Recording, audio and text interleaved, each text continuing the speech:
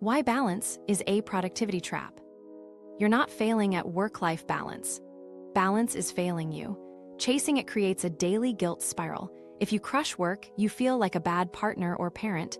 If you're present at home, you feel behind and anxious. Balance sounds fair, but it splits your identity and kills motivation. Here's the fix. Replace balance with work-life integration, a system that removes guilt, aligns your identity, and increases output without burning out. I'll show you the identity shift, the integration map, and a boundary script that stops resentment. Let's dismantle the lie first, then build a system that actually works. The cultural lie: why balance sounds right but fails. Balance sounds noble because it promises fairness, but balance implies equal weighting and static conditions, like a scale. Life isn't static, it's asymmetric and seasonal. Projects surge, kids get sick, launches happen, parents need help. The moment you buy the scale, you create a daily failure condition. Any tilt feels wrong. The hidden standard inside balance is simultaneity. Be fully present at work and fully present at home at the same time. That's impossible by design. So when you answer a Slack while making dinner, you feel half bad at both. You didn't do anything immoral, you violated a fantasy. The scale mental model creates micro-failures every day. You wake up and the score is already against you. If the morning leans toward work, you promise to make it up tonight. If the evening leans toward family, you promise to wake earlier tomorrow. The pattern is compensatory overcorrection. Work binge, then life binge. That swing isn't balance, it's instability. It amplifies stress and erodes trust with yourself and others. People say, just set better boundaries. But boundaries without identity clarity often backfire. If you don't know what you're protecting, no sounds random or selfish. You either over-explain and apologize, or you go rigid and create friction. Boundaries stick when they express a single, coherent identity. More on that soon. There's also a zero-sum myth baked into balance. It treats time, energy, and attention like interchangeable coins on a scale. They're not. An hour of low-energy time with divided attention doesn't equal an hour of focused, energized presence. You can spend 2 hours with your family and still be absent if your attention is stuck at work. You can sit at your desk for 4 hours and ship nothing if your energy is fried. Balance ignores that different currencies have different exchange rates. Here's where most people mess up. They try to fix balance with more time management. Time is visible, so we attack the calendar. But time blocking without energy and attention matching just paints the scale a nicer color. If you've ever had a perfectly scheduled day that still felt scrambled, that's why. The underlying model is wrong. This clicked for me when I realized balance creates identity conflict. You start living as two personas, ideal worker and ideal human. Each keeps a secret scorecard. When one wins, the other loses. Even a productive day can feel like failure because the wrong scorecard is judging it. The result is shame, not just guilt. Shame says, I am bad. Guilt says, I did something misaligned. Shame kills motivation. Guilt can drive repair. Balance multiplies shame because it demands double presence. Be great everywhere, all at once. Another hidden cost, context switching. Pretending you can flip roles on a dime ignores the refocus lag your brain pays every time you switch. That lag isn't about willpower, it's cognitive. Stack a dozen tiny switches and you get a full hour of lost depth. The scale model encourages constant flipping to stay balanced, which quietly taxes your working memory and leaves you foggy. Let me show you the better frame. Think integration, not balance. Drawing on boundary theory research, for example, Christina Nippertang's work on how people segment or integrate roles, integration accepts that life is dynamic and embraces asymmetry on purpose. Instead of two sides of a scale, you run a coordinated portfolio of roles. Some weeks, one role sprints while others go into maintenance. Then you rotate. You don't judge a single day, you judge the cadence across weeks and seasons. Now you might be thinking, isn't that just balance with new language? No, balance aims for equal slices all the time. Integration aims for aligned flows over time. Balance asks, how do I give everything the same? Integration asks, how do I give the right thing the right energy at the right moment without betraying who I am? If you remember nothing else, remember this. The problem isn't that you're undisciplined, it's that the metric is broken. The scale makes you feel behind even when you're on track for the season you're in. That feeling drives poor choices. late-night catch-up that steals tomorrow's energy, performative availability, resentful quality time that nobody enjoys. Here's the shortcut nobody teaches. Define a single core identity and coordinate your roles to express that identity, one season at a time. You stop playing tug-of-war with yourself. You stop overcorrecting. You stop apologizing for priorities because they're not arbitrary, they're anchored. Before we continue, you need to understand why just be present fails under balance. Presence requires attention, and attention follows energy. If your energy is in debt, your attention will wander and your time will feel wasted. Balance never accounts for energy debt. It keeps demanding equal time slices, which quietly compounds that debt until burnout feels inevitable. Integration actively manages energy and attention, not just time. Once you see this, everything else clicks. We're going to build an integration system that fits how your brain actually works, so you can drop the shame spiral, align your identity, and ship more of what matters without torching your life. Now let's map how the lie breaks you on the inside, and then we'll replace it with a system that sticks. The identity split, how balance creates internal conflict. Let's name the real damage balance does. It splits you into two competing personas. On one side is the ideal worker, always on, responsive, shipping. On the other is the ideal human, present, warm, available. Each keeps a silent scorecard, and every win for one looks like a loss to the other. That inner tug-of-war isn't motivational, it's corrosive. Now here's where most people mess up. They think that inner friction is about time. It's not. It's about identity conflict. When you're living by two standards at once, your brain never gets clear role scripts. You sit with your kids and your working memory is still rehearsing the pitch. You open your laptop and a part of you whispers, "This is wrong." That's cognitive dissonance in action, and it throttles presence. Let me show you exactly how it drains you. Every role switch costs attention. Research on context switching suggests a refocus lag of around 23 minutes before you're back to deep focus. Stack 10 little switches and you've quietly torched almost 4 hours of real depth in a day. The balance mindset forces frequent flips to keep things even, which means you're paying that attention tax constantly. It's not a willpower issue, it's a brain issue. The next layer is the shame cycle. When balance is your standard, any tilt looks like personal failure. You didn't just miss a plan, you failed as a person. Shame says, "I am bad," which shrinks motivation and makes you avoid the work or the relationship that triggered it. Guilt says, "I did X against my value," which points to a repair. Balance multiplies shame because it demands double presence, be fully available everywhere, all the time. That's impossible. So you aren't just disappointed, you feel defective. This clicked for me when a client kept saying, "I'm failing at both," even on weeks they delivered huge results and took their kid to practice. We looked, and nothing was wrong with their outcomes. The only issue was the judge. The ideal worker and ideal human were both grading the same day by their own perfect rubrics. No day could win both courts. That's how identity splits steal your wins. Actually, let me back up and make this practical. Here's a quick inventory. Think of your last week. Where did you feel behind at work? Where did you feel absent at home? Now ask, was that because you violated your values or because you didn't meet a social script of always available?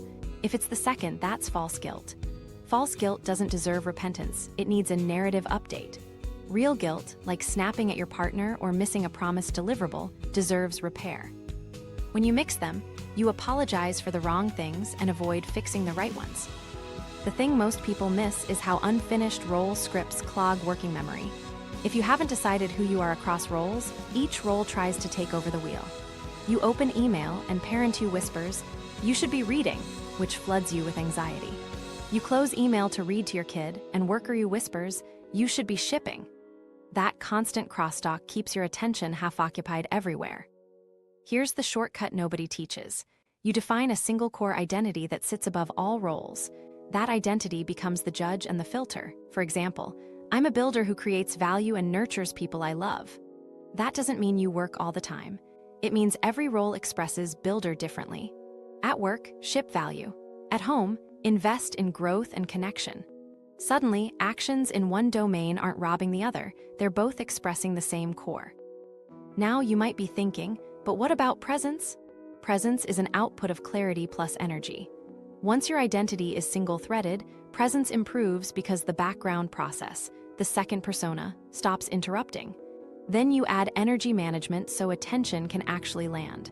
We'll wire that up next, but it starts by firing the 2 scorekeepers and hiring one. Here's a quick win you can try today. Pick one decision that's been nagging you, say yes or no to a new project, or whether to attend an evening event. Write your core identity in 1 sentence. Then ask, which choice best expresses that identity this week? Not forever, not in theory, this week. Make the call and commit. Notice how the rumination drops because both personas aren't negotiating anymore. Before we continue, a warning. When you first adopt a single identity, the old personas will try to regain control by throwing shame grenades. A good parent would, a committed professional would. Don't debate them. Translate them. Ask, what's the value underneath this voice?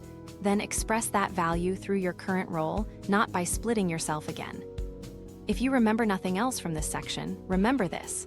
Balance makes you choose between being a good worker and a good human, so you feel like a bad both. Integration gives you one identity that powers all roles, so your wins stack instead of cancel. Once you nail that, everything else clicks. Next, we'll turn that identity into a map that replaces the broken scale. Single core identity, the keystone to integration. Integration starts by picking one identity that can power every role you play. Not a job title, not a relationship label. A sentence that names who you are and how you operate when you're at your best. This is your keystone. Everything else hangs from it: priorities, trade-offs, and how you bounce back when life tilts. Here's why this matters. Without a core identity, decisions feel like moral puzzles. You chase approval across contexts, which keeps you in negotiation mode. With a core identity, choices collapse. You don't ask, what would a perfect worker or perfect parent do? You ask, what would I do as the kind of person I've chosen to be? That shift trims cognitive load and kills a lot of rumination. Let me show you exactly how to build it. Use this simple template. I am a verb plus value who impact language for people or purpose. Keep it short enough to remember while stressed and broad enough to fit every role. Examples. I'm a builder who creates useful things and strengthens the people I love. I'm a steward who multiplies resources and leaves places better than I found them. I'm a teacher who turns confusion into capability for my team and family. Now stress test it. The thing most people miss is the filter test. Read your identity out loud, then run 3 hard decisions through it.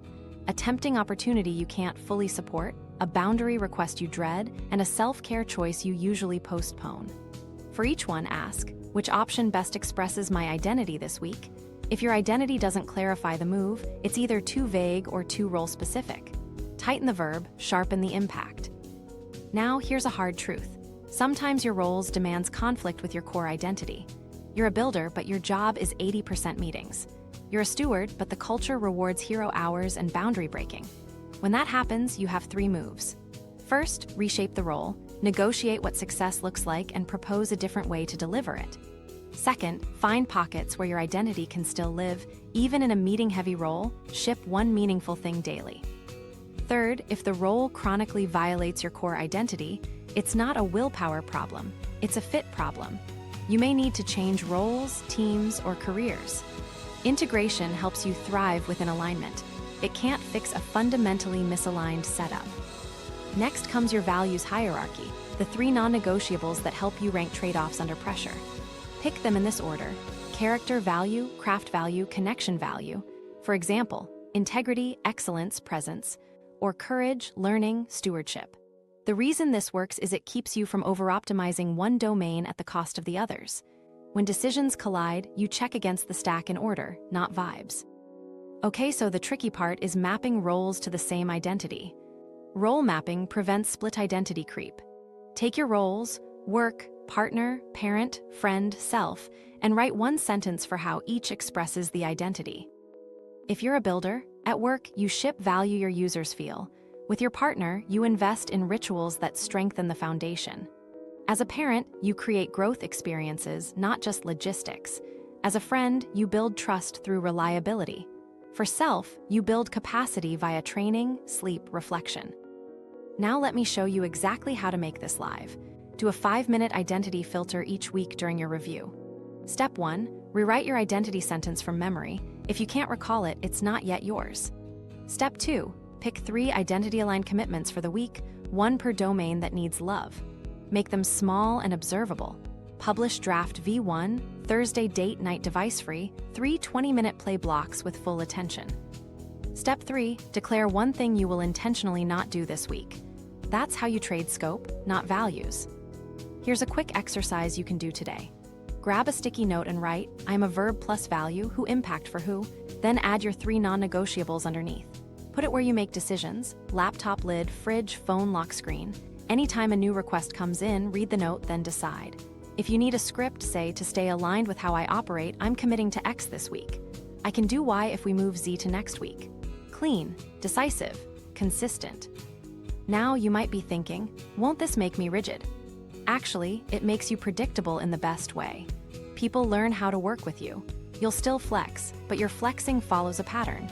You negotiate scope and timing, you don't negotiate identity. That consistency reduces conflict and remorse because you're not improvising values under stress. Before we move on, a quick micro story.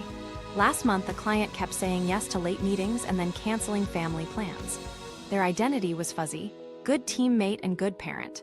We reframed it to steward who builds capacity and trust. Within a week, they stopped accepting last-minute meetings that weren't critical, shipped their deliverable early, and did Friday pizza night with their kids, no guilt. Same time, same work, different judge. If you remember nothing else, remember this. Your single core identity is a decision engine. It filters commitments, scripts boundaries, and turns trade-offs into expressions of who you are. With that set, we can replace the broken scale with an integration map that coordinates energy, attention, and time. The integration map, replace the scale with a system. Here's the game changer nobody talks about. Stop slicing days into equal parts and start coordinating 3 flows: energy, attention, and time. They're different currencies. Time is the container, energy is the fuel, attention is the steering. When you treat them as a system, you stop feeling busy but behind and start feeling present and effective. Let me show you exactly how the brain supports this. Your energy naturally rises and falls in ultradian rhythms, roughly 90-120-minute cycles of heightened capacity followed by a dip. That means you're built for waves, not marathons. Attention rides those waves. When you align focused work with a peak and use the dip for lighter tasks or recovery, output jumps with less strain. Ignore the cycles, and you burn high-value attention on low-energy fuel, which feels like slogging through mud. Energy debt shows up when withdrawals outpace deposits for days, and you pay interest as extra fatigue and irritability. Here's what it looks like. Monday you're sharp, by Wednesday you're snapping at emails, reaching for extra coffee, and your 2 p.m. wave feels like trudging through mud. That's not laziness, that's debt compounding. Now here's where most people mess up. They stack context switches inside a single wave. Every switch creates refocus lag. So instead of one clean 90-minute block, they splice it into 5 18-minute fragments that never hit depth. The map fixes that by assigning one objective per wave and batching similar context together, so you pay the switching tax fewer times and harvest full-cycle depth. The thing most people miss is that seasons matter more than balance. Integration runs on seasons, sprints, deloads, and integration weeks. A sprint is a focused push in one domain, ship the feature, prep the exam, move house, while other domains shift to maintenance. A deload is planned under load to restore capacity, sleep, steps, connection. An integration week is where you tie up loose ends, realign expectations, and reset systems. You're not chasing equal, you're coordinating waves across time. Here's the model in practice. Think portfolio, not perfection. Each role is an asset with risk and return. Your job might be high return but high volatility during a launch. Parenting might be steady return with non-negotiable moments. Friendships might be low volatility but easy to neglect. Reallocate energy like a portfolio manager to reduce systemic risk. When one asset sprints, the others shift to protective mode. That way you avoid the all domains on fire pattern that leads to chronic debt. Let me show you the weekly integration cadence. First, review the past week using leading indicators you control. Presence score per block, 1-5 for attention and engagement, energy debt, how often you dipped below baseline, and resentment flags, moments you felt used or sidelined. Those are early warnings. Then set the week's thesis. Which domain, if any, is sprinting? Next, assign waves. 2 to 3 high-energy blocks per day for deep work or deep connection, matched to your natural peaks. Fill dips with admin, logistics, or recovery. Finally, batch contexts. Keep similar tools, people, and environments together to cut switching. Okay, so the tricky part is designing flows, not just blocks. You want coordinated sequences. A great flow might be deep work wave right arrow quick movement and snack right arrow admin sweep right arrow connection block right arrow recovery microbreak right arrow second deep wave. Each step supports the next. You guard the deep waves like a surgeon guards an operating room. No random walk-ins, no buzzing notifications, clear, in-session signals. Now, performance indicators. Track a few that matter. Presence tells you if your attention landed. Energy balance tells you if you're spending more fuel than you deposit. Resentment flags tell you where expectations or invisible labor are off. Use them to adjust this week, not just to feel bad. Low presence in afternoon waves. Move heavy lifts to mornings and put connection or maintenance after lunch. High energy debt. Swap one deep wave for a recovery block and extend sleep. Frequent resentment. You need a boundary script or a renegotiation, not more willpower. Here's a quick win you can try tomorrow. Pick one 90-minute peak. Choose one objective that moves your sprint forward. Set a clear start ritual, 2-minute tidy, phone in another room, headphones on, one-line intention. Work until the natural dip. Then do a 10-15-minute reset, water, light movement, short walk, no screens. After that, run a 20-30-minute admin batch, email replies, scheduling, errands. You'll feel the difference immediately because you rode a wave instead of fighting it. You might be thinking, what about days packed with meetings or kids at home? The map still applies. Treat meetings as a context batch. Protect one real wave before or after. During heavy caregiving days, your sprint may be connection. Use nap time or quiet time as mini waves and move professional deep work to another day.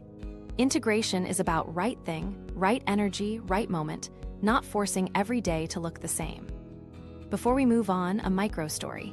A client who felt always behind shifted to this map. They kept the same hours but reorganized into 2 deep waves, 1 connection block, and 1 admin batch. Presence scores jumped from 2s to 4s. Output increased, but more importantly, resentment dropped because the right work finally had the right home. That's the map doing its job. If you remember nothing else, remember this: you don't need more hours, you need coordinated waves. Align energy, direct attention, place time. That's integration. Designing an integration calendar. Let's make the map live inside your week. The point isn't pretty colors. It's a calendar that protects your peaks, reduces switching, and absorbs reality without blowing up your identity. Start with anchors, the non-negotiables tied to your core identity.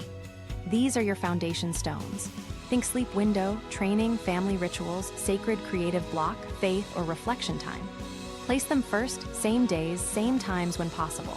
You're declaring, this is who I am, not this is what I'll try. Anchors give the rest of the week something to attach to, and they survive chaos better than wishful tasks.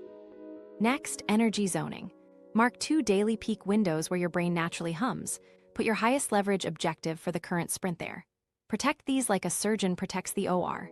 Door closed, status set to focus, notifications off, clear start ritual. Mid-energy zones are for connection, collaboration, and problem-solving with others. Low-energy zones hold admin, logistics, and recovery. You're matching load to fuel so attention can land. Now, context batching. Group similar modes so you stop paying the refocus tax. Meetings live together. Communication lives together. Creative work lives together. Caregiving logistics live together. Errands live together. The game changer nobody talks about is tool and people batching. Same software, same cognitive posture, same stakeholders, all in one run. That lets you carry momentum instead of resetting every 15 minutes. Okay, so the tricky part is reality. Things spill. That's why you buffer. Add 2 daily Slack blocks, 15-30 minutes each, after heavy contexts and at day's end. Slack blocks absorb spillover, handle quick fires, or convert into micro-recovery. Without buffers, a single delay snaps your day like a tightrope. With them, you bend and return to shape. Add integration rituals to start, switch, and stop cleanly. Morning warm-up. 5 minutes to review anchors, set the day's thesis, and write 1-sentence intentions for your peak waves. Transition cues, a microwalk, water, breath cycle, or a specific playlist to tell your brain, new context now. Shutdown, last 10 minutes to clear your desk, capture next actions, update your presence and resentment flags, and pick the first task for tomorrow. These cues lower start friction and close loops, so you don't carry mental residue into dinner. Let me show you a simple weekly layout. Sunday or Friday, do a 30-minute integration review. Step 1, check last week's presence scores, energy debt, and any resentment flags. Step 2, declare the week's sprint domain and success criteria in one sentence. Step 3, place anchors. Step 4, slot 2 peak waves per weekday for sprint work or deep connection. Step 5, batch meetings into 2 clusters if you can. Step 6, place admin sweeps and errands after dips. Step 7, add buffers and a weekly integration block. 45-60 minutes midweek to renegotiate expectations, clean up loose ends, and reset your systems. Here's what it might sound like when you protect a wave.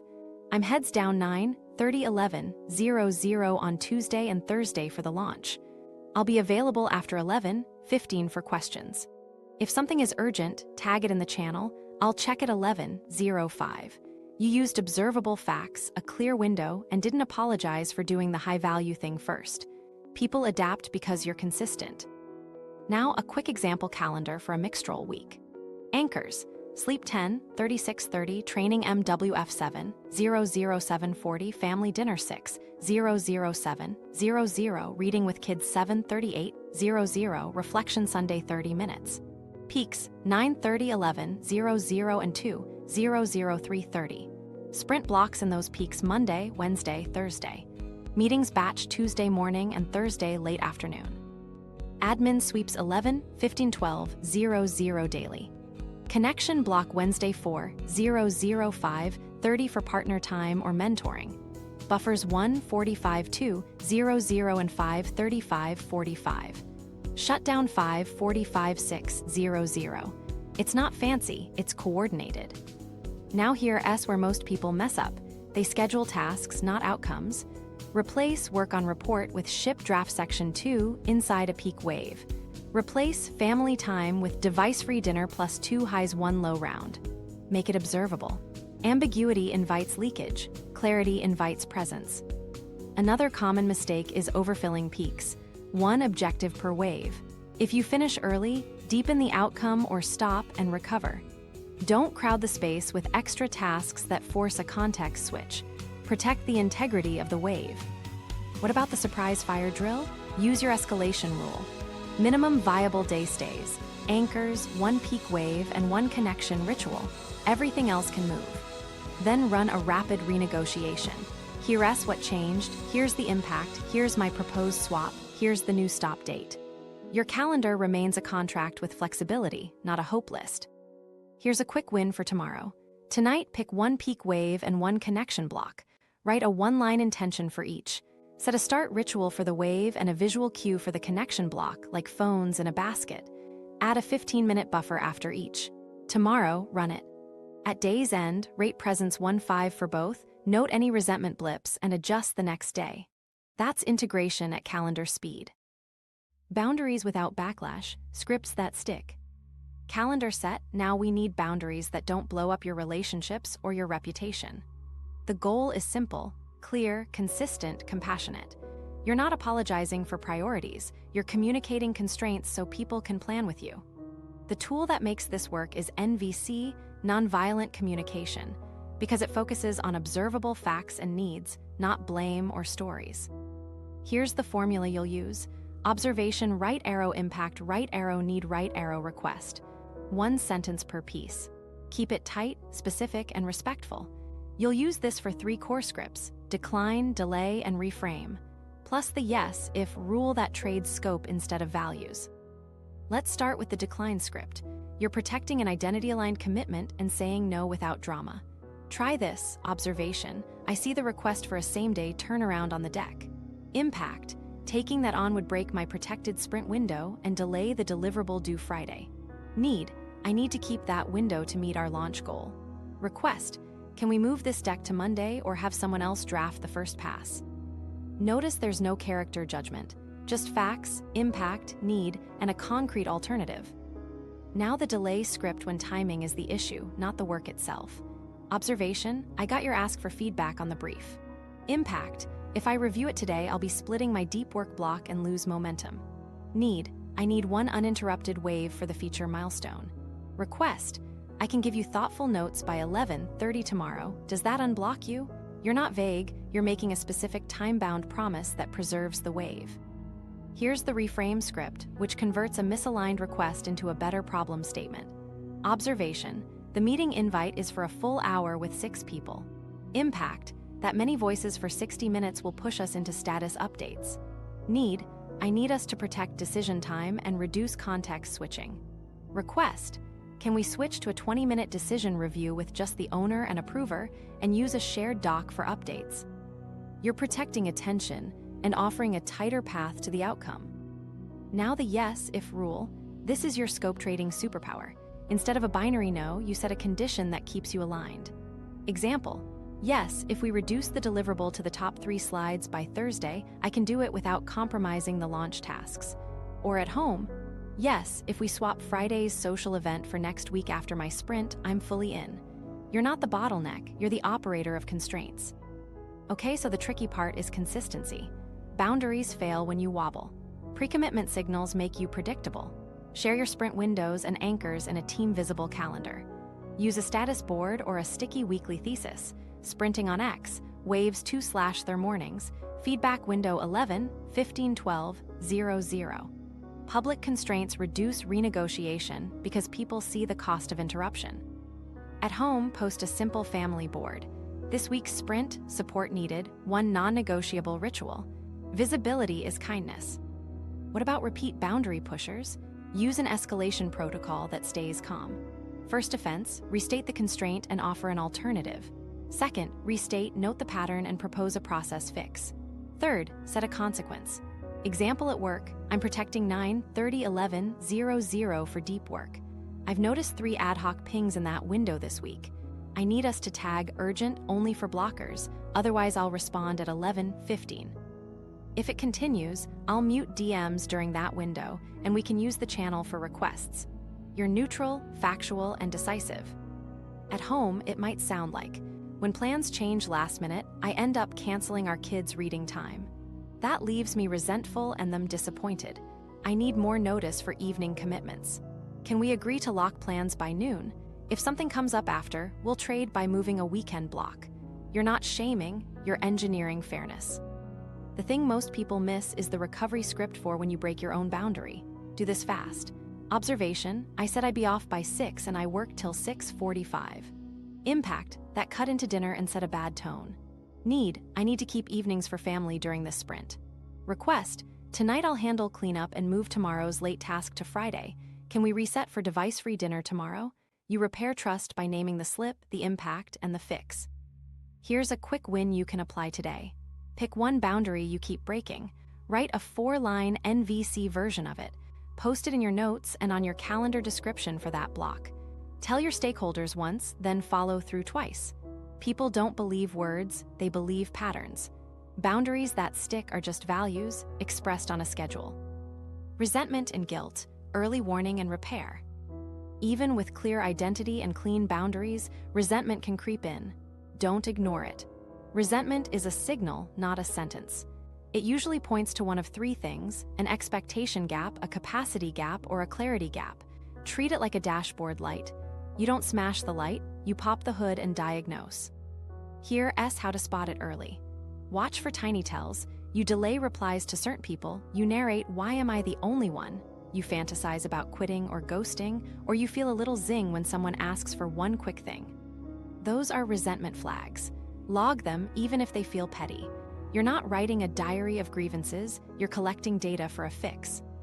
Now the guilt audit. This is the lever that keeps you from spiraling. There are 2 kinds of guilt.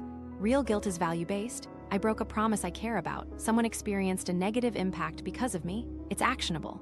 False guilt is social script-based. I didn't match someone else's preference or an unrealistic standard. It's noise. Integration works when you separate them. Real guilt right arrow repair behavior. False guilt right arrow update the story you're telling yourself and others. Let me show you how to run the audit in under 5 minutes. Step 1, write the event factually, no adjectives. Example, I missed the 5 p.m. pickup my partner covered. Step 2, write the impact without spin. They waited 15 minutes and had to shift dinner. Step 3, ask, did I breach a value I've chosen? If yes, real guilt. If no, and the friction came from misaligned expectations or vague agreements, it's false guilt. Step 4, pick the action, repair, or reframe. Now the repair loop for real guilt. It's 4 parts: acknowledge facts and impact, take ownership, renegotiate expectations, rebalance energy, not just time, then close with a check-in date. It might sound like, I missed pickup today, that delayed dinner and added stress. That was on me. To prevent repeats, I'll move my 4:30 meeting out of Tuesdays and add a 15-minute buffer before commute. Can we check Friday if this felt better? You didn't self-attack, you engineered a fix. For false guilt, you update the narrative and the container. That sounds like, I noticed I feel bad for not answering DMs after 6. I'm keeping evenings off to protect family time during this sprint. I'll reply by 11:30 next day. If something's urgent, please tag it. I'll scan at 7:30 a.m. You're not apologizing for the boundary, you're clarifying the agreement that keeps work moving.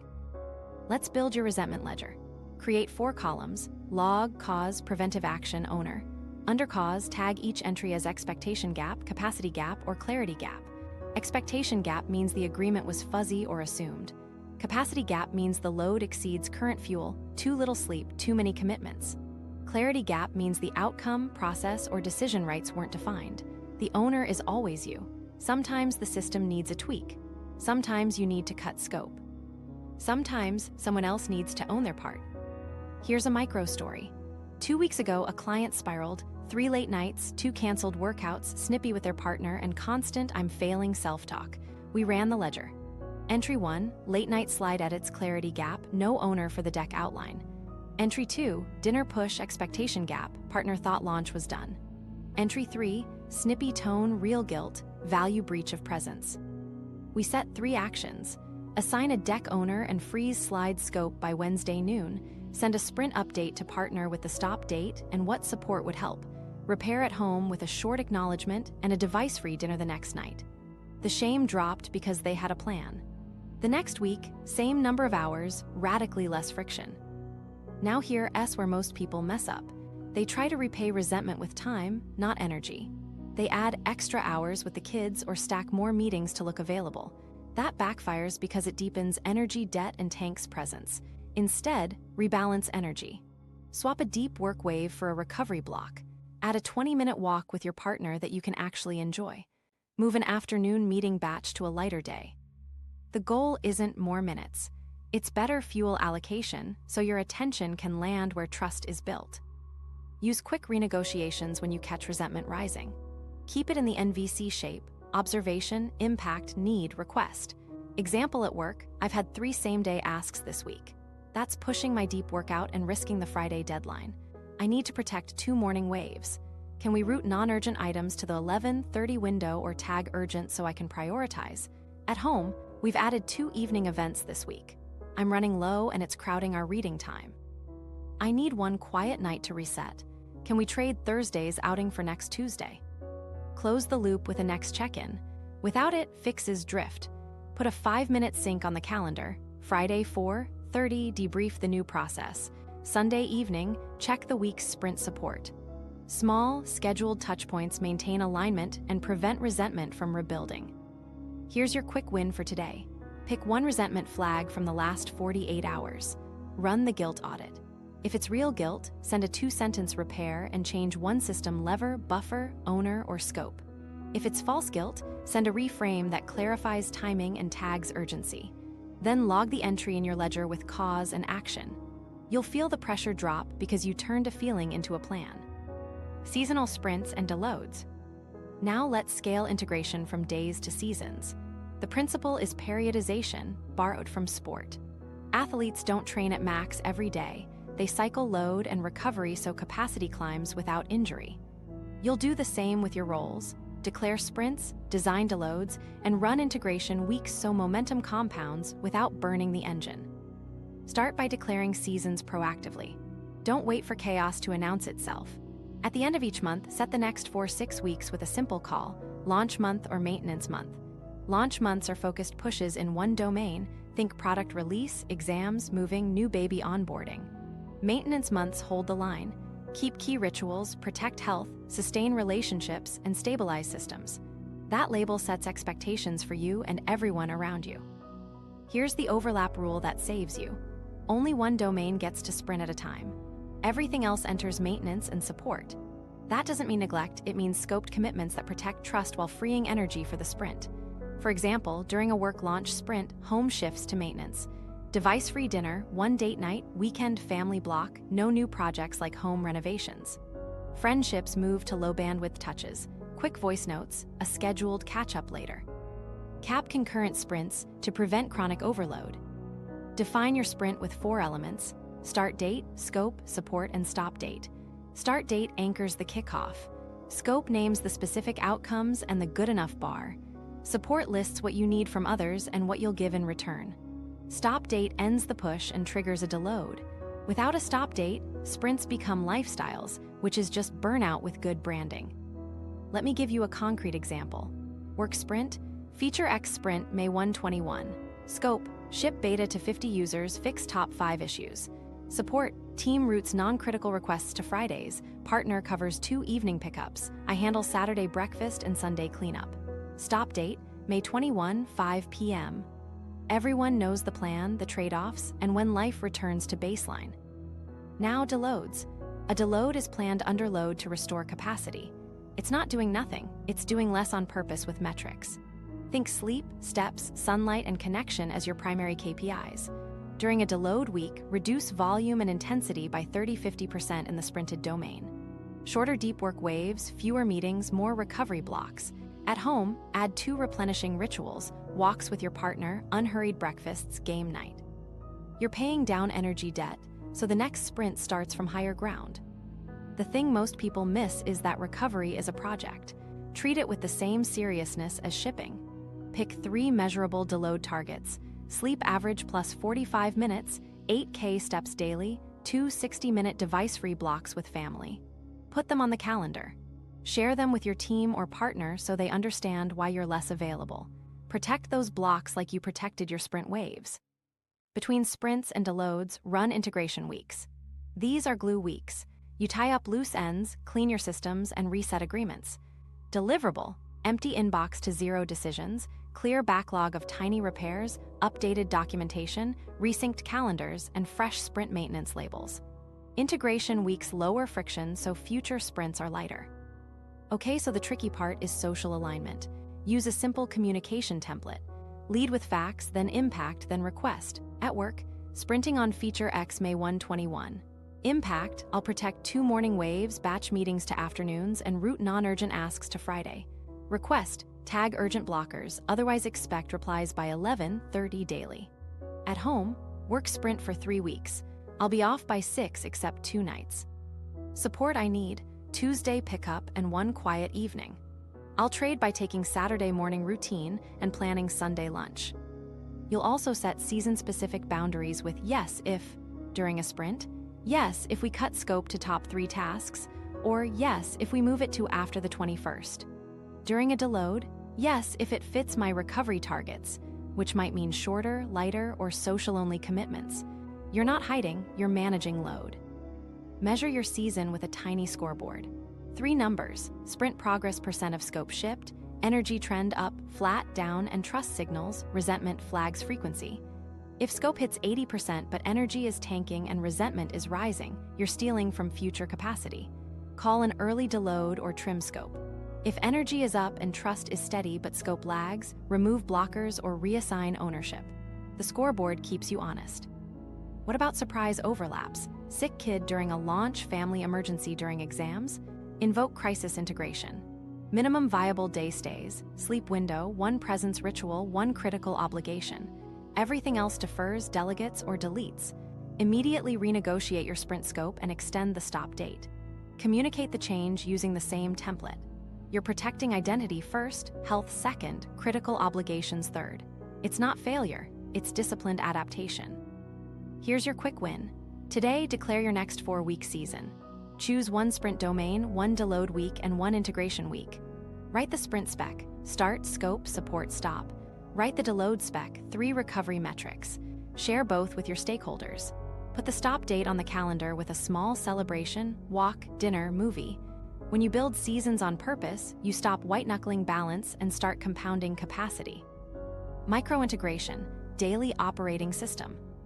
Integration also lives on the micro level, your day. Think of this as the 3M framework: morning prime, midday reset, midnight review. It's a tiny loop that keeps energy, attention, and time coordinated without micromanaging every minute. Morning prime sets the thesis. In 5 minutes, you choose one single priority per active role, not 6. 1. Make them tiny but meaningful deliverables so you actually finish them. Work, ship draft intro paragraph. Home, device-free breakfast chat. Self, 20-minute mobility. Friend, send a check-in voice note. This prevents the busy but behind feeling because each role gets one real win, not scattered effort. Now you might be thinking, what if I have more than one important thing? You do, but only one can lead. Pick the one that unlocks others. Use this quick prompt. If I only finish one thing in this role today, which unlocks the most tomorrow, that's your leader. Put it in a peak wave if it's deep work or deep connection. If it's administrative, batch it with similar tasks to keep your attention intact. Next is the 90-30 rule for block design. Run 90 minutes of focused work or connection, then 30 minutes of connection maintenance. It's not rigid, it's a starting rhythm that matches ultradian cycles. In the 90, one objective, no switching. In the 30, you respond, coordinate, stretch, hydrate, move, and reset. This keeps fuel and steering aligned without burning your peak on pings. Friction management is the secret sauce. Lower start friction, raise scroll friction. That means you make starting the right thing easy and starting the wrong thing hard. Before a deep wave, lay out tools, write a one-line intention, close all extra tabs, put your phone in another room. Install blockers on your timesuck sites during peaks and keep snacks and water visible. Your engineering defaults so discipline isn't your only defense. Presence prompts make your attention land. Before each block, ask, what outcome do I want and how should this feel? After each block, ask, did I do what I said and what tripped me? Write one sentence each. It sounds simple, but the pre-prompt sets direction and the post-prompt closes loops so residue doesn't leak into the next context. Let me show you a day flow. Morning prime, pick your leader per role and place them. First peak wave, write the proposal outline. Pre-prompt is structure the argument in 3 chunks. Post-prompt, finish chunk 1 stuck on examples. Quick movement and snack. 30-minute connection maintenance. 2 replies you owe, schedule a doctor appointment, 2-minute tidy. Second wave after lunch, connection block, deep play with your kid or a one with a teammate. Then admin batch, inbox to 0 decisions, update the project board. Shutdown ritual with the midnight review. Midday reset is where you course correct. Halfway through your day, check 3 dials. Presence score so far, energy trend, resentment flags. If presence is low, move any remaining deep work to your next available peak or tomorrow morning. If energy is down, trade one heavy block for recovery, walk, stretch, nap, sunlight. If resentment is up, send one renegotiation message using observation right arrow impact right arrow need right arrow request. 5 minutes changes the arc of the afternoon. Okay, so the tricky part is interruptions. You need an interruption trap. When something pops up mid-wave, capture it in a visible inbox with a timestamp, then return to the work. If it's truly urgent, use your pre-declared policy. Tag urgent and you'll check at the planned micro-break. This keeps your promise to the wave and still respects reality. Single priority per role per day sounds restrictive, but it's actually liberating. At home, that might be read 2 chapters with full attention. With friends, book Saturday coffee. At work, ship draft 2. For self, train 20 minutes. If extra time appears, great, stack bonus wins. But your baseline is met with clean, observable actions that build trust with yourself and others. Here's a micro story.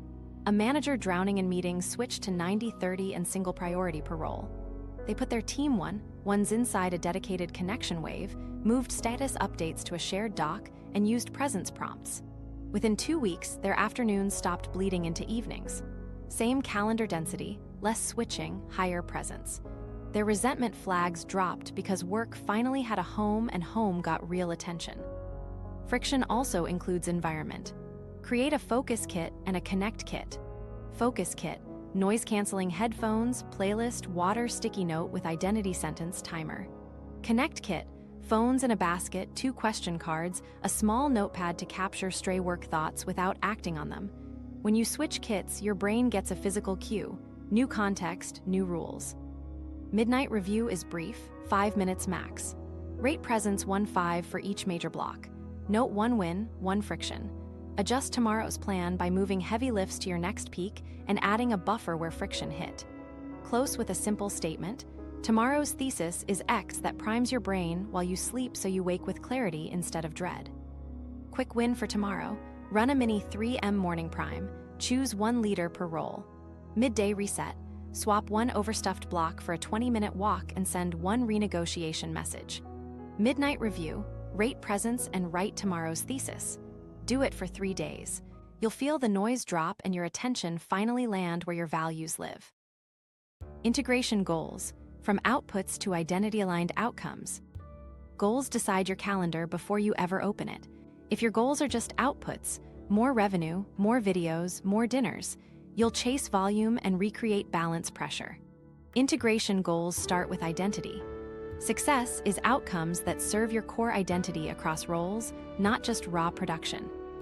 Here's the move: ladder your goals. Top rung is outcome, middle rung is capability, bottom rung is weekly commitment. Example for a builder identity. Outcome: deliver a helpful product that users adopt and my family life stays warm. Capability: consistently run 2 deep waves and 1 connection block and negotiate scope cleanly. Weekly commitment: ship draft V2 by Thursday 11 a.m., device-free date night Wednesday, 1 yes if negotiation. Why this works? Outcomes keep the aim human, capabilities make it repeatable, commitments make it observable. If you only set outputs, you can hit the number and still feel hollow or burned out. If you only set intentions, nothing ships. The latter blends both. Let's define identity-aligned outcomes clearly. They're specific, felt, and multi-role aware. Use this template. By date, who experiences change because I action, while I maintain non-negotiable signals. Example: by June 30, 50 beta users solve problem X because I shipped a stable V1 and iterated weekly, while I maintain 7+ hours sleep and 2 family rituals. The non-negotiables prevent success theater that mortgages your health and relationships. Now the anti-vanity metrics. Track leading indicators you control, not just lagging trophies. For work, presence score and peak waves, number of days you protected both deep blocks, number of yes if negotiations, time to ship for small slices. For home, device-free rituals completed, resentment flags trend, sleep average. These lead the lagging results like revenue, promotions, or quality time feels good. Okay, so the tricky part is conflicts. 2 goals clash. Which wins? Your identity and values hierarchy decide. Run the conflict resolver. 1. Name the values at stake. 2. Check your hierarchy in order. 3. Generate a scope trade that keeps the top value whole. 4. Set a temporary season label if needed. For example, integrity, excellence, presence. If a client asks for a risky shortcut that would ship faster but undercut integrity, you trade scope or timeline, never integrity. If 2 good things collide, kid recital and key meeting, you apply season rules. If work is sprinting, see if you can move the meeting within the sprint window. If not, use yes if to compress or delegate and pre-commit a make-good connection ritual. The thing most people miss is that outcomes require constraints. Decide your maximums. Maximum meetings per week, maximum evening events during a work sprint, maximum simultaneous goals. Write them down. Constraints force clarity and keep you from turning every week into a mini burnout. Quarterly reset locks this in. Every 12 weeks, prune, pivot, or double down. Ask which outcomes moved the needle toward my identity, which capabilities actually improved, which commitments were consistently easy or always broke. If an outcome still matters but progress is flat and resentment rose, either reduce scope, add support, or change the season. If a capability is compounding, like protecting 2 deep waves, double down and raise the quality bar, not the quantity. Here's a simple quarterly template. Page 1, identity sentence and values hierarchy. Page 2, 3 outcomes, 1 per domain that needs attention. Page 3, capabilities to build for each with a tiny score from 1-5 for current competence. Page 4, constraints list and a stop doing list. Page 5, 12-week roadmap with 1 sprint, 1 deload, and check-in dates. Keep it scrappy and visible. Let me show you a concrete example. Identity: I'm a steward who builds capacity and trust.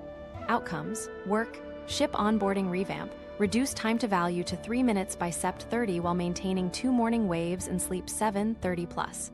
Home: strengthen connection with partner, 4 device-free dinners weekly. Self: increase base fitness, train 20 minutes 5 days, average 8K steps. Capabilities: scope slicing, negotiation scripts, 90-30 adherence, weekly review discipline. Weekly commitments: slice tickets to sub 2 hour, run 2 yes if conversations, schedule Wednesday date, 5 mobility blocks. Constraints: max 7 hours of meetings week, no after 6 work except 2 pre-declared nights month. Now you translate to the calendar. Monday, place the 2 waves. Wednesday, protect date night. Friday, batch negotiations and admin. Track leading indicators daily in 2 minutes. End of week, review presence, energy, resentment flags, and whether the commitments hit. Adjust next week's commitments, not your identity. Here's your quick win. Convert 1 output goal into an identity-aligned outcome right now. Write the outcome with non-negotiables, define 1 capability that makes it inevitable, and pick 3 tiny commitments for the next 7 days. Share it with 1 stakeholder. Then add 1 constraint you'll honor. You'll feel the goal become doable and honest, because it fits who you are and the season you're in. Social contracts: aligning partners, teams, and friends. Great systems fail without social alignment. Social contracts make integration real because they turn your private plan into shared agreements. Clarity beats availability. When people know your seasons, constraints, and non-negotiables, they can coordinate with you, not around you. Start with shared roadmaps. 1 page, visible. For work, post your weekly thesis. Sprinting on X, 2 protected waves, 2/their mornings. Feedback window 11/15/12/00. Integration block Wednesday 4/00. For home, a simple family board. This week's sprint: support you need, 1 ritual you're protecting, 1 trade you're offering.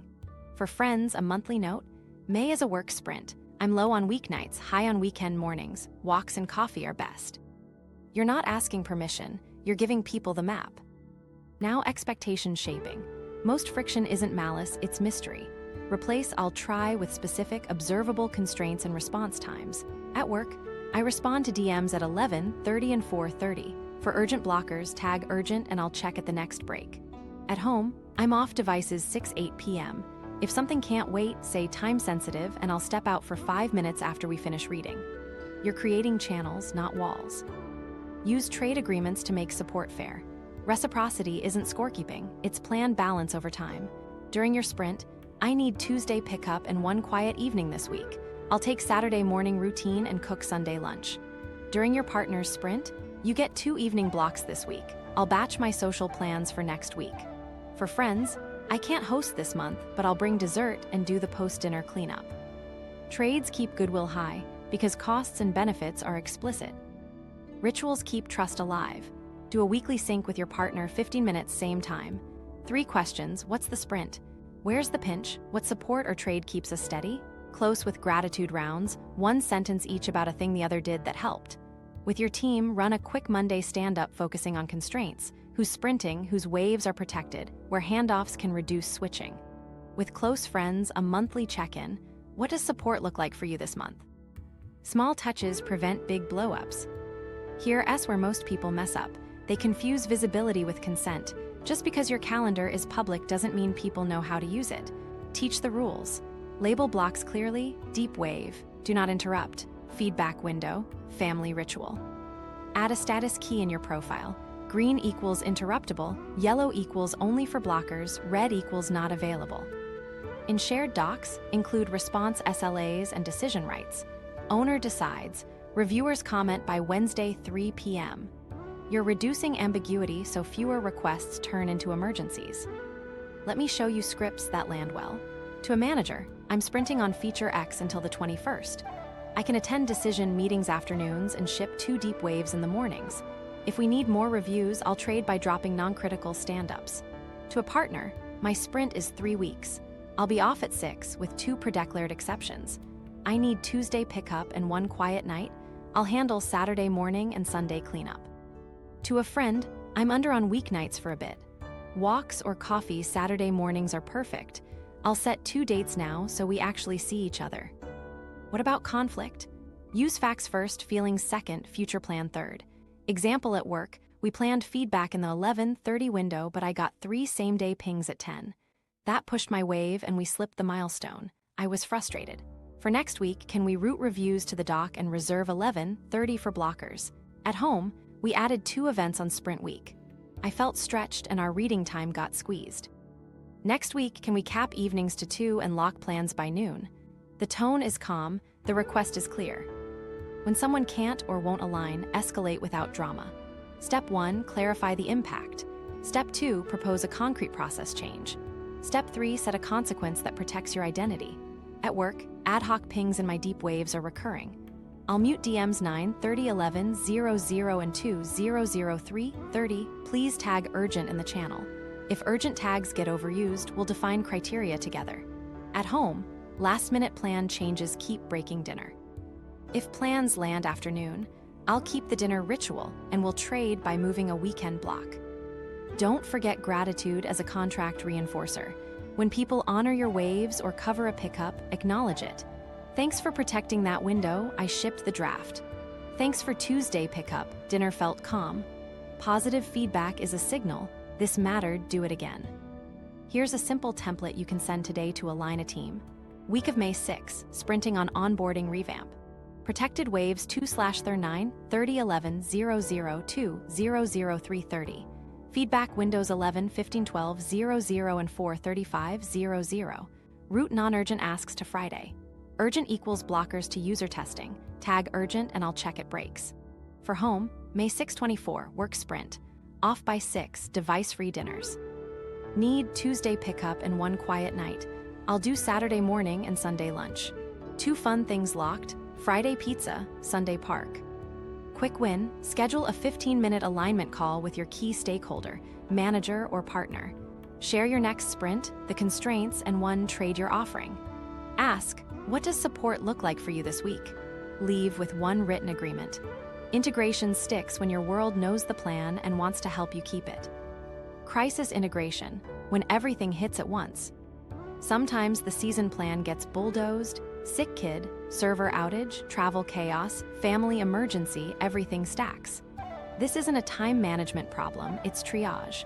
You won't win the week by pretending it's normal. You'll win by switching to crisis integration.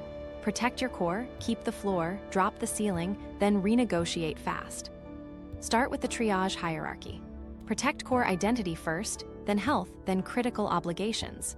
Identity first means you don't make panic moves that violate who you are. If your identity is a steward who builds capacity and trust, you won't promise hero hours you can't keep or ghost people. Health second. Sleep window, food, water, movement, meds. Your brain needs fuel to problem solve. Critical obligations third. The 1 or 2 commitments that, if missed, create cascading damage, legal deadlines, care duties, production incidents. Now set your minimum viable day. Think floor, not ceiling. The floor is anchors you keep even in chaos. Sleep window target, 1 presence ritual with your people, 1 critical obligation wave. Everything else is negotiable. For example, 7 hours sleep, device-free dinner, fix the P1 incident. If you protect the floor, you prevent identity drift and energy debt from exploding while you handle the storm. Next, run the decision rule. Eliminate, automate, delegate, defer. Eliminate first, what can die with minimal impact. Meetings that are nice to have, optional errands, vanity tasks. Automate quick wins, auto-replies that set expectations, calendar holds that signal new windows, recurring grocery delivery. Delegate to capable owners with clear outcomes, not tasks. Defer with a new date and a sentence of context. Don't leave people guessing. Here's an example pass. You wake to a feverish kid, a production bug, and a presentation due tomorrow. Triage, identity and health, message your partner and team that you're moving to crisis mode. Clear morning for care. Critical obligations, patch the bug, move the presentation. Minimum viable day, sleep 11:6, 1 presence ritual at lunch, 1 90-minute wave for the bug. Eliminate a coffee chat and a non-critical workout. Automate OOO message with checking at 11:30 and 4:30. Delegate, ask your teammate to assemble slides using the existing doc. you'll record a 10-minute loom at 4:45. Defer. Move ones to tomorrow and send new times now. Rapid renegotiation is where trust is saved. Use NVC to stay calm. Observation right arrow impact right arrow need right arrow request. At work, we had 2 outages this morning. That pulls my deep wave to triage. I need to resolve the P1 and keep comms tight. Request, can we move tomorrow's presentation to Friday and I'll provide a loom today by 5? At home, kids sick. I'm taking the morning block. I need a 2-hour wave this afternoon to patch the bug. Can we trade? I'll own bedtime and breakfast tomorrow. Your quick reset routine stabilizes you in 20 minutes. Do a 2-minute brain dump everything that's spinning. Sort it into EADD buckets. Drink water, eat protein, and get sunlight or a quick walk for 5-10 minutes. Write your minimum viable day on a sticky. Sleep window, presence ritual, critical wave. Send the 3 renegotiation messages you've drafted. Then start the critical wave with a 2-minute start ritual. This routine cuts anxiety and gets you moving on what matters. Okay, so the tricky part is scope creep during crisis. Keep a small, fire lane in your day, 1 30-minute buffer after the critical wave. This is where spillover goes. If the fire lane fills, you don't steal from sleep or the presence ritual. You extend the stop date or cut scope. Panic steals from the future, protocol protects it. You also need a signaling system so stakeholders don't create more chaos. Use a visible status. Red equals emergency triage, replies at 11:30 and 4:30, urgent equals P1 tag only. Yellow equals constrained, replies daily. Green equals normal. Post it once in your team channel and pin it. At home, a simple text. Red day. 1 critical wave 23:30, off devices 6:8. People plan better when they know the color of your day. When everything hits at once, it's tempting to abandon boundaries. Don't. Adapt them. Replace no with yes if that protects the core. Yes, if we cut the deck to top 3 slides and move it to Friday. Yes, if we switch the dinner to takeaway so we keep device-free time. You're still coordinating energy with reality. After the dust settles, run a 10-minute debrief. 3 questions. What triggered the pileup? Which part of the system bent well or snapped? What one process change prevents a repeat? Maybe it's adding a backup caregiver list, creating a P1 checklist, or moving critical reviews earlier in the week. Close with one small recovery action tonight. A walk, a longer shower, an early bedtime, a short talk with your person. Crisis ends faster when you mark the end. Here's your quick win. Build your crisis card now. Write. Identity sentence, triage hierarchy, minimum viable day template, EADD checklist, 2 NVC scripts, 1 work, 1 home, and your status colors. Keep it in your notes or on your desk.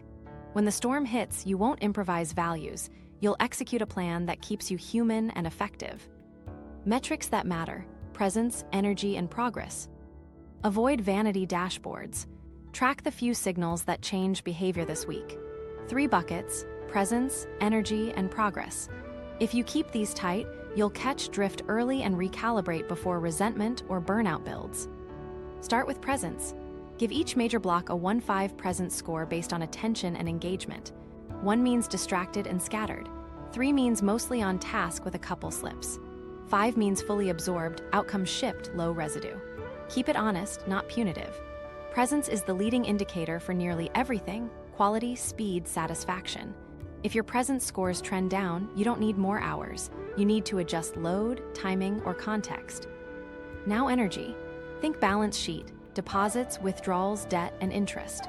Deposits are sleep, steps, sunlight, nourishing food, connection, and meaningful progress. Withdrawals are deep cognitive strain, back-to-back meetings, conflicts, late nights, and travel. Energy debt shows up when withdrawals outpace deposits for days. Interest is the extra fatigue and irritability you pay because debt compounds. Track it simply. Each day, mark energy trend up, flat, or down. Note 1 deposit and 1 heavy withdrawal. If you stack 3 down days, you owe a Deload move now, not next month.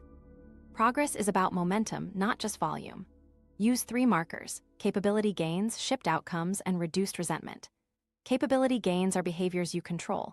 Protected 2 deep waves, ran 1 yes if negotiation did weekly review. Shipped outcomes are slices that reached real users or real people. Beta sent, proposal delivered, device-free dinner happened. Reduced resentment shows the system is working. Flags frequency down, faster repairs, fewer surprise asks. If outcomes rise while resentment rises, you're borrowing from trust.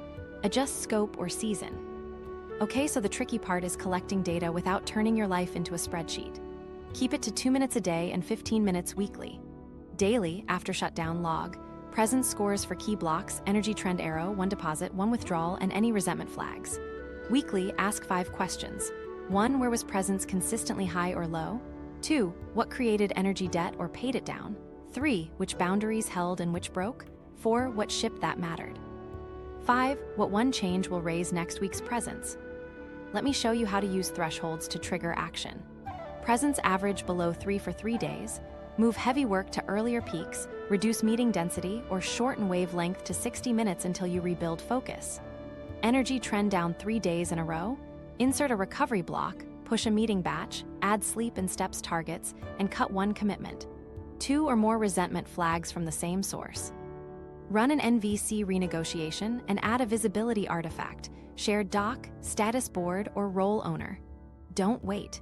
Thresholds prevent slow motion crashes. Build a tiny scoreboard you see daily. Top line, week thesis.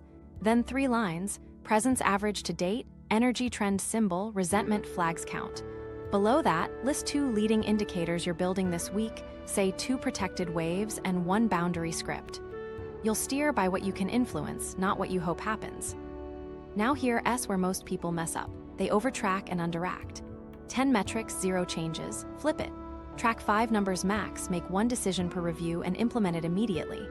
If presence tanks after lunch, move creative work to mornings and make afternoons connection maintenance for 7 days. If evening scroll nukes sleep, raise scroll friction. Charger outside bedroom, Wi-Fi off at 10, 15, book on the nightstand. Tie metrics to levers you actually pull. Micro story. A founder logged presence and energy for 2 weeks. Presence tanked on Tuesday afternoons, energy trended down midweek, resentment flags spiked after ad hoc quick syncs. The fix was boring and effective. Batch all syncs Thursday 1-4, move deep waves to 2/wed mornings, insert a 20-minute walk before school pickup, and publish a feedback window. 2 weeks later, presence averaged 4, energy stabilized, and quick syncs dropped by half. Same goals. Different signals and levers. Use a review cadence that prevents drift. Weekly on Friday or Sunday. Check the scoreboard, close loops, and set the new thesis. Monthly. Zoom out and look at season labels, debt trend, and trust signals. If you see creeping expansion, more commitments, lower presence, prune. If presence is high and resentment low, you can raise quality, not quantity. Here's your quick win. Tonight, start a 2-minute log. Presence scores for your top 2 blocks, energy arrow, 1 deposit, 1 withdrawal, and any resentment flag. Friday, pick 1 threshold-triggered change and implement it for 7 days. You'll feel more in control because the numbers point to the next move, and the next move is small enough to do tomorrow. 30-day integration challenge. Let's lock this in with a 30-day experiment. You'll build integration step by step so it sticks without burning you out. Keep it simple, observable, and identity-led. Week 0 today, pick your core identity and 3 non-negotiables. 1-sentence identity, I'm a steward who builds capacity and trust, or I'm a maker who ships useful things and stays present at home. Non-negotiables are the floor you won't trade. Sleep window, 1 daily presence ritual, and 1 weekly deep connection. Write them on a sticky. This is your compass. Week 1 is foundation. Build an integration calendar with energy zones and buffers. Place anchors first, sleep, training, family ritual, reflection. Mark 2 daily peaks for waves and 2 15-minute Slack blocks to catch spillover. Choose 1 sprint domain for the next 2 weeks. Everything else stays in maintenance. Add 1 integration block midweek to renegotiate and reset. Your rule for week 1, 1 objective per peak wave, 1 connection block per day, and a shutdown ritual with presence scoring. Track 3 signals only: presence average, energy trend arrow, and any resentment flag. If presence dips after lunch, move heavy lifts to mornings. If energy trends down 2 days, swap a deep wave for recovery. If resentment spikes, plan a renegotiation. Week 2 is boundaries and visibility. Implement your boundary scripts and publish your constraints so people can coordinate with you. Use NVC for your 3 scripts: decline, delay, reframe, and the yes if rule for scope trades. Post your week thesis in visible places. Sprinting on X, protected waves 2/their mornings, feedback window 11:30, integration block Wednesday. At home, a simple note, off devices 6/8, need Tuesday pickup, trade Saturday breakfast. Run your resentment ledger daily. When a flag pops, do the 5-minute guilt audit. Real guilt gets a repair message and a system change, buffer, owner, or scope. False guilt gets a reframe of expectations and response times. Capture the cause, expectation gap, capacity gap, or clarity gap. Pick one preventive action you'll test tomorrow. Week 3 is the mini sprint. Run one focused push in your sprint domain for 7-10 days. Define start, scope, support, and stop date. Place 2 protected waves per weekday for the sprint, batch meetings to afternoons, and put connection rituals on purpose. Device-free dinner, a partner walk, or a focused one at work. Use presence prompts before and after waves so attention lands. Mid-sprint, do a halftime review. Ask, where did presence hold? Where did energy debt build? Which boundary was tested? Make one adjustment, shorten waves to 60 minutes if fatigue is high, move a batch of syncs to one afternoon, or add a 20-minute walk before pickup. Don't add more tasks, improve the flow. Week 4 is deload and integration. Reduce cognitive volume by 30-50% in the sprinted domain. Keep anchors sacred. Add 3 recovery metrics, plus 45-minute sleep, 8K steps, 2 device-free 60-minute blocks. Run an integration week checklist. Clear inbox to 0 decisions, close tiny loops, update your status board, and reset season labels for the next month. One 30-minute debrief with your key stakeholder. What worked, what pinched, what trade made the difference? Your daily rhythm stays the 3M loop. Morning prime with 1 leader per active role, midday reset to course correct, midnight review to score presence and set tomorrow's thesis. Keep friction low, tools laid out, phone away, one-line intentions. Keep scroll friction high, blockers on peak windows and a charger outside the bedroom. Here's your 30-day scoreboard. 3 lines only.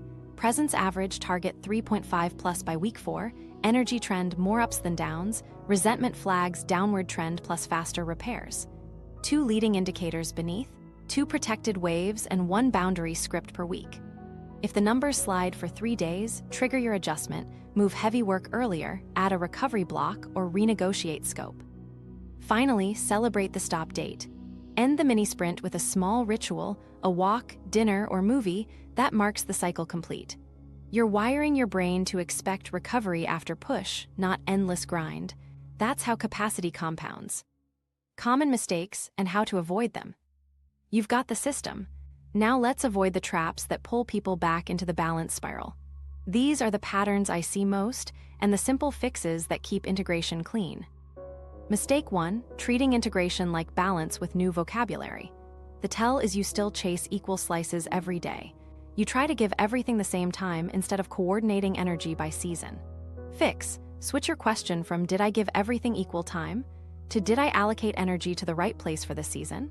Use the season label and the scorecard, progress, energy trend, trust signals to decide, not guilt. Mistake 2, overcommitting across roles during a sprint. You declare a work sprint, then add new home projects and say yes to every social ask. Result, energy debt, tanked presence, rising resentment. Fix, apply the overlap rule. 1 sprinting domain, others in maintenance. Before you accept anything new, run yes if we cut scope, yes if it lands after the stop date, or yes if I can trade a non-critical block. If you can't trade without breaking anchors, it's a no. Mistake 3, skipping buffers and blaming time. You plan a perfect grid with no slack, 1 spillover hits and the day snaps. Then you say, I just need more hours. No, you need elasticity. Fix, hardwire 2 daily slack blocks and 1 midweek integration block. Protect them like waves. If you don't need them, convert to recovery or bonus progress. If you do, they save your identity from whiplash. Mistake 4, using boundaries as walls instead of agreements. You go silent, or you slam a hard no without alternatives, which triggers backlash and workarounds. Fix, go back to NVC, observation, impact, need, request, and make the yes if trade your default. Pair boundaries with visibility, shared calendars, status boards, and response windows. People respect what they understand. Mistake 5, tracking too many metrics and acting on none. You create a dashboard museum and never change behavior. Fix. 5 numbers max, 2 minutes daily, 15 minutes weekly. Tie each metric to a lever you can pull tomorrow, move waves earlier, batch syncs, add a recovery block, renegotiate scope. If the metric doesn't change what you do by noon, drop it. Mistake 6, scheduling tasks, not outcomes. Work on fills space and invites leakage. Fix, write observable outcomes for each wave and each connection block. Ship draft section 2. Device-free dinner +2 highs 1 low. Observable language drives presence and makes success unambiguous. Mistake 7, stacking deep work after deep social or vice versa. You're asking your brain to switch posture instantly. Fix, add a 5-10 minute transition ritual and batch similar contexts. Use the kits, focus kit for deep waves, connect kit for people time, so your body learns the switch. Mistake 8, ignoring resentment flags until they explode. You keep pushing and hope it fades. It doesn't, it compounds interest. Fix, run the resentment ledger weekly and the 5-minute guilt audit in the moment. Real guilt gets a repair and a system change. False guilt gets a reframe and visibility. Put a check-in on the calendar so it sticks. Mistake 9, calling everything urgent. If everything is red, nothing is red and your waves die. Fix, define urgent criteria with your team and family. Publish the policy, urgent tags only for blockers, otherwise feedback windows, then live it. If urgent gets abused, tighten the criteria together. Mistake 10, pretending crisis weeks are normal weeks. You keep the full load and burn identity to keep up. Fix, switch to crisis integration immediately, minimum viable day, EADD decisions, rapid renegotiation scripts, and a status color. Protect sleep, 1 presence ritual and 1 critical wave. The rest defers, delegates, or dies. Mistake 11, letting wins pass without marking them. Without a payoff, your brain only remembers the grind. Fix, close cycles with micro celebrations, small walk, good meal, quick share of the shipped outcome. Tie it to the stop date. You're training your system to expect recovery after push. Mistake 12, drifting on constraints. You set maximum meetings or evening events, then quietly break them. Constraints lose authority, resentment rises. Fix, write constraints where others see them and install guardrails, auto-decline beyond caps, calendar holds, or a simple, ask me if I'm over my limit. Make the environment enforce the rule with you. Mistake 13, hiding your season. People can't support what they can't see. Fix, publish your weekly thesis and stop dates. Ask for 1 specific support and offer 1 trade. Clarity earns collaboration. Here's the quick diagnostic. If presence is low, energy is down, and resentment is up, you're probably breaking one of 3 basics: too many sprints, no buffers, or boundaries used as walls. Fix those first, then tune the rest. If you remember nothing else, remember this. Integration replaces the balance fantasy with identity-led coordination of energy, attention, and time. Start the 30-day integration challenge today. Pick your identity and non-negotiables, build your energy zone calendar, and run your first mini-sprint with a plan to load. Share your weekly debrief in the comments so we can troubleshoot together, and subscribe for the next deep dive on advanced integration rituals.